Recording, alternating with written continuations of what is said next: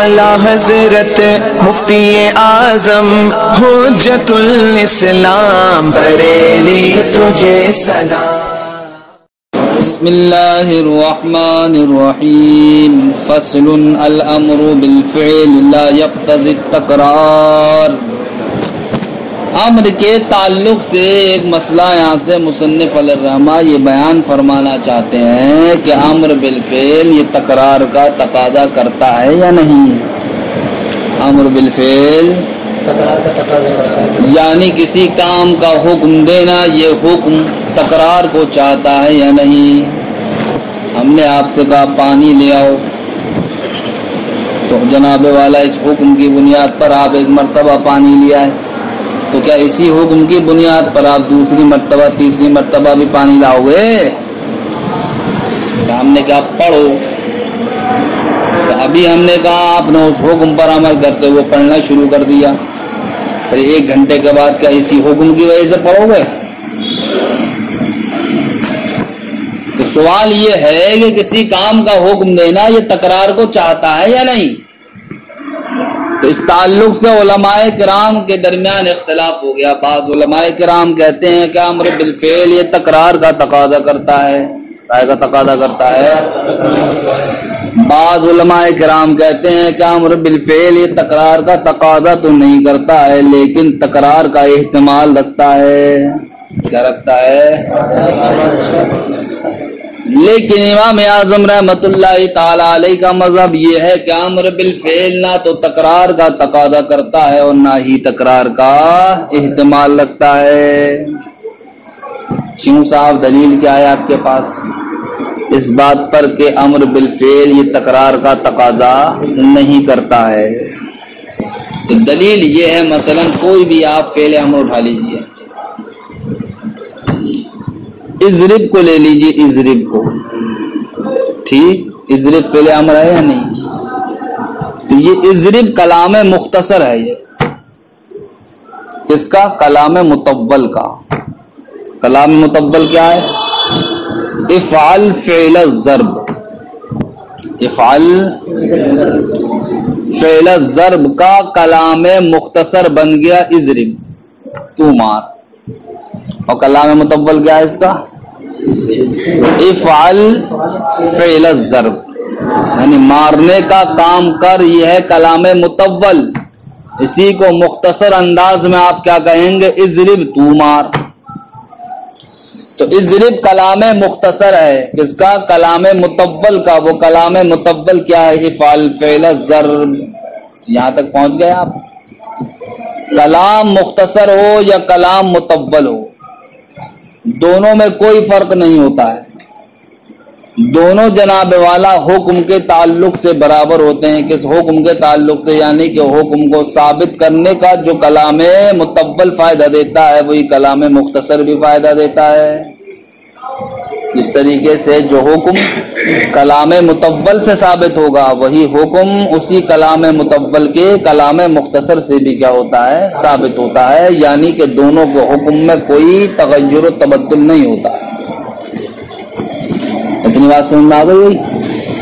तो कोई भी आप फ़ेल अम्र उठाएंगे वो जनाब वाला क्या होता है? कलाम मुतव्वल से कलाम मुख्तसर होता है, या वो कलाम मुख्तसर होता है किसका? कलाम मुतव्वल का। ठीक। अब साहब हम क्या कहना चाह रहे हैं इससे? अब इससे हम यहां पर आपको लिया है कि कलाम मुतव्वल में आप देखिए मस्दर को जिक्र किया गया है। इज़रिब का हम कलाम मुतव्वल लेकर के आए तो वो क्या था? इफ़अल फ़िअल ज़र्ब। तो अज़र्ब ये क्या है? मस्दर है या नहीं? अज़र्ब क्या है? मस्दर है साहब। मस्दर जनाब वाला आदद का एहतमाल नहीं रखता है मस्दर, बल्कि मस्दर तो फर्द का एहतमाल रखता है। मस्दर आदद का एहतमाल। अब अव्वलन आप आदद और फर्द को समझो। आदद और फर्द के दरमियान कौन सी निस्बत है? तो फरमाते हैं आदद और फर्द के दरमियान क्या है? तनाफी है, तनाफी। क्यों? इसलिए कि आदद उसको कहते हैं जो अफराद से मुरक्कब हो या जो अफराद का क्या हो? मोहताज हो। اور فرد اس کو کہتے ہیں کہ جو عدد کا محتاج نہ ہو. تو دیکھیے عدد تو فرد کا محتاج ہو رہا ہے اور فرد عدد کا محتاج نہیں. تو جو محتاج ہے وہ مباین ہوگا نہیں ہوگا اس کے جو محتاج نہیں، لہذا فرد و عدد آپس میں ایک دوسرے کے مباین ہو گئے یا نہیں. ٹھیک، اس مباین سے آپ یہ ثابت کریں گے کہ مصدر فرد کا تو احتمال رکھتا ہے، عدد کا احتمال نہیں رکھتا. کیوں؟ اس لیے کہ جب مصدر فرد کا احتمال رکھتا ہے تو فرد کے مباین شہ عدد، اس لیے عدد کا احتمال نہیں رکھے گا. یہاں تک آپ پہنچ گئے کہ کلام متول مصدر پر مشتمل ہے اور مصدر فرد کا احتمال رکھتا ہے، عدد کا احتمال نہیں رکھتا. جب مصدر عدد کا احتمال نہیں رکھتا تو عدد ہی کا دوسرا نام کیا ہے؟ تکرار ہے. یعنی کہ عدد اور تکرار دونوں کیا ہے؟ ایک ہی چیز ہے. تو جب مصدر عدد کا احتمال نہیں رکھتا تو اب بتاؤ مصدر تکرار کا احتمال رکھے گا؟ اس لیے مصنف نے فرمایا کہ امر بالفعل یہ تکرار کا تقاضا نہیں کرتا ہے. امر بالفعل کیوں نہیں کرتا؟ اس لیے نہیں کرتا. آپ کوئی بھی فعل امر اٹھائیں گے وہ کلام مختصر ہوتا ہے. کس کا؟ کلام متول کا. اور وہ کلام متول مصدر پر مشتمل ہوتا ہے اور مصدر جناب والا فرد کا تو احتمال رکھتا ہے، عدد کا احتمال نہیں رکھتا. لہذا مصدر کا عدد کا احتمال نہ رکھنا یہ اس بات کی دلیل ہے کہ مصدر تکرار کا تقاضا نہیں کرتا، کیونکہ عدد ہی کا دوسرا نام کیا ہے؟ تکرار ہے. جب عدد کا احتمال نہیں تو پھر تکرار کا بھی احتمال نہیں. یہ بات سمجھ میں آ گئی بھائی؟ فرماتے ہیں اسی وجہ سے کہ امر بالفعل یہ تکرار کا تقاضا نہیں کرتا. اگر کسی انسان نے دوسرے انسان سے کہا کہ طلق امراتی، تو میری بیوی کو طلاق دے دے، یعنی وکیل بنا دیا کہ ارے بیگ میں تم کو سپرد کرتا ہوں کہ تم میری بیوی کو طلاق دے دو. ٹھیک، میں نے حکم دیا نہیں دیا آپ کو، آپ نے جا کر کے وہ طلاق میری بیوی کو دے دی. طلاق واقع ہو گئی نہیں ہو گئی؟ اب جناب والا رجعت بھی میں نے نہیں کی، تو رجعت نہ کرنے کی صورت میں اب نکاح کے ذریعے ہی تو وہ آئے گی میرے نکاح میں، یا میرے لیے جائز کب ہوگی اب میری بیوی؟ ارے طلاق دینے کے بعد طلاق رجعی دی ہے تو جو عدت کے ایام ہیں ان میں رجعت کروں گا، تبھی تو بغیر نکاح کے رجعت صحیح ہوگی. لیکن اگر وہ ایام عدت گزر گئے، ایام عدت گزرنے کے بعد اب یہ طلاق رجعی طلاق بائن میں بدل جائے گی نہیں بدل جائے گی؟ یعنی کہ اب جدائیگی ہو جائے گی. اب جدائیگی کو ایسے ختم کرو گے آپ؟ نکاح کے ذریعے ختم کرو گے. تو اب نکاح کے ذریعے سے اب میری بیوی میرے لیے کیا ہوگی؟ جائز ہوگی. ٹھیک، تو آپ کے سپرد میں نے کی طلاق، آپ نے جا کر کے طلاق دے دی. اب صاحب نکاح کر لیا میں نے پھر سے ہی اس سے ہی، تو اب کیا پہلے حکم کی وجہ سے پھر جا کے طلاق دیا ہوگا تم؟ اب آپ اس حکم کی وجہ سے ایک ہی مرتبہ میری بیوی کو طلاق دینے کے مجاز ہو، دوبارہ اسی حکم کی بنیاد پر میری بیوی کو طلاق دینے کا حق نہیں ہوگا. کیوں؟ اس لیے کہ امر بالفعل تکرار کا تقاضا نہیں کرتا.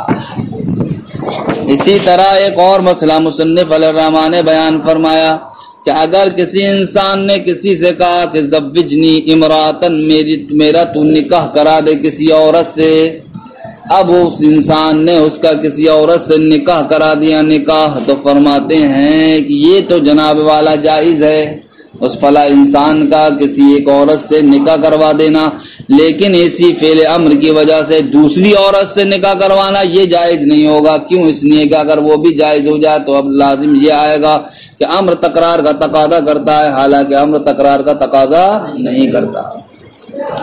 اسی طرح اگر کسی آقا نے اپنے غلام سے کہا تزوج، نکاح کر لے، نکاح صاحب آقا نے تو حکم یہی دیا ہے، اب صاحب اس نے نکاح کر لیا، اب وہ یہ چاہے کہ صاحب اسی حکم کی وجہ سے اب دوسری سے ہی میں نکاح کر لوں، تو اب اس کے نہیں نکاح کرنا دوسری عورت سے جائز نہیں ہوگا.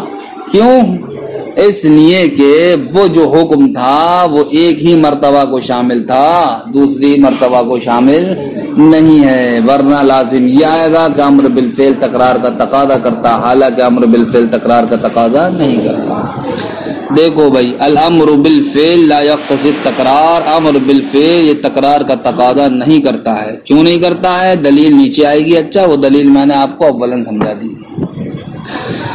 وَلِهَذَا قُلْنَا، اسی بنیاد پر ہم نے کہا لو قال طلق امراتی، اگر کسی انسان نے کسی سے کہا تو میری بیوی کو طلاق دے دے، فطلقها الوکیل، تو وکیل نے اس کی بیوی کو طلاق دے دی. ارے جس سے بھی کہے گا وہ تو اس کو وکیل بنانا ہوا نہیں ہوا. تو اب وکیل نے کیا کیا؟ اسی طلاق کو جو سپرد کیا گیا تھا شوہر کی جانب سے، اس نے اس کی بیوی کو دے دی. ثم تزوج الموکل، پھر موکل نے یعنی کہ جس نے طلاق سپرد کی تھی اس سے نکاح کر لیا. لیس للوکیل ان یطلقها بالامر الاول ثانیا، تو اب وکیل کے لیے یہ جائز نہیں ہے کہ پہلے والے حکم کی وجہ سے اب دوبارہ وہ طلاق دے. وَلَوْ قَالَ زَوِّجْنِي امْرَأَةً، اگر کسی انسان نے کہا کہ تو میری کسی عورت سے شادی کرا دے، نکاح کرا دے، لَا يَتَنَاوَلُ هَذَا تَزْوِيجًا مَرَّةً بَعْدَ أُخْرَىٰ، تو یہ حکم جناب والا دوسری شادی کو شامل نہیں ہوگا.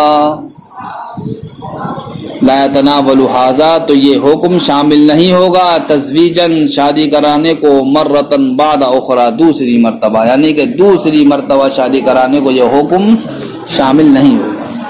ولو قال لعبده، اور اگر کسی آقا نے اپنے غلام سے کہا تزوج، تو نکاح کر لے، لا يتناول ذلك الا مرة واحدة، تو اب یہ حکم بھی ایک ہی مرتبہ کو شامل ہوگا، دوسری عورت سے نکاح کرنے کا وہ مجاز نہیں. کیوں تکرار کا تقاضا نہیں کرتا؟ لأن الامر بالفعل طلب تحقیق الفعل على سبیل الاختصار، اس لیے کہ جناب والا کسی فعل کا حکم کرنا، یہ فعل کی ایجاد کو، یہ فعل کے وجود کو طلب کرنا اختصار کے طریقے پر. ہم آپ کو کسی کام کرنے کا حکم دے رہے ہیں تو اس کا مطلب یہی تو ہے کہ آپ اس فعل کو آپ وجود بخشیں. تو کسی بھی کام کا حکم دینا یا اس فعل کے وجود کو طلب کرنا ہے اختصار کے طریقے پر.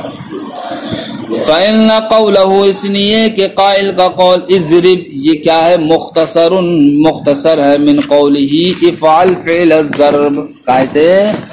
افعل فعل الضرب سے. والمختصر من الکلام والمطول سواء فی الحکم، کلام مختصر ہو یا کلام مطول ہو، دونوں کے دونوں حکم میں کیا ہوتے ہیں؟ برابر ہوتے ہیں. یعنی کہ جو حکم کلام مطول سے ثابت ہوتا ہے وہی حکم کلام مختصر سے بھی کیا ہوتا ہے؟ ثابت ہوتا ہے. اب آگے انہوں نے کچھ نہیں ذکر کیا، آگے آپ ذکر کریں گے کہ کلام مطول جناب والا مصدر پر مشتمل ہے، اور مصدر فرد کا احتمال رکھتا ہے، عدد کا احتمال نہیں رکھتا. جب مصدر عدد کا احتمال نہیں رکھتا تو اب یہ تکرار کا بھی تقاضا نہیں کرے گا. کیوں؟ اس لیے کہ فرد اور عدد کے درمیان کیا ہے؟ تباین ہے، اور عدد ہی کا دوسرا نام کیا ہے؟ تکرار ہے. لہذا جب مصدر عدد کا احتمال نہیں رکھتا تو مصدر تکرار کا بھی احتمال نہیں رکھے گا. اس لیے ہم فرماتے ہیں کہ مصدر تکرار کا تقاضا نہیں کرتا.